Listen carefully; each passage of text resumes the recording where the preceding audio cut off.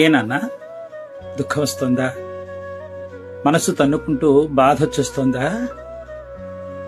ఏడ్చేనాన్న, అలా మూలకెళ్ళి ఏడ్చేసాయి, 4 గోడల మధ్య ఏడ్చేసాయి. అంతే. నువ్వు కావాలనుకునేటటువంటి వాడి దగ్గర నువ్వు ఏడ్చావనుకున్నా ఆ ఏడుపుకు గుర్తింపు ఉండదు, ఓదార్పు ఉండదు, ఊరటుండదు. పైగా పుండ మీద కారం జల్లినట్టుగా నువ్వు ఏడుస్తుంటే ఇంకా ఏడిపిస్తారన్నమాట.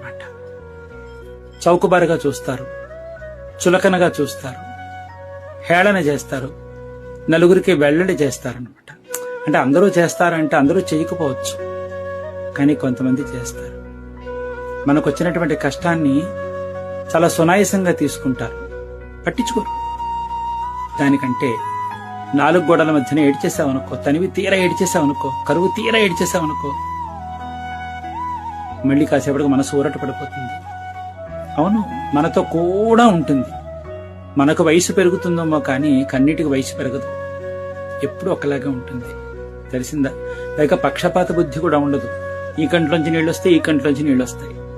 కాబట్టి మనతో మనం చచ్చేంత వరకు కూడా కన్నీళ్లు మనతోనే ఉంటాయి. ఒక రకంగా చెప్పాలంటే కన్నీళ్లే మంచి స్నేహమేమో కూడా. కాబట్టి ఎవరికి చెప్పి ఏడవకండి నాన్న.